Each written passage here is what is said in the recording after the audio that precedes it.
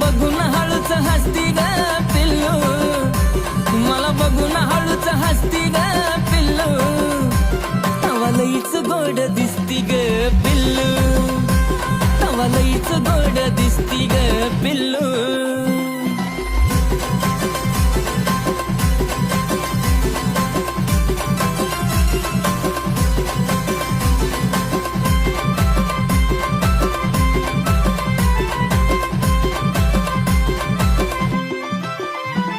अशी नागमोडी केलेली केसाची बांधणी, जणू स्वर्गातून उतरली शुक्राची चांदणी.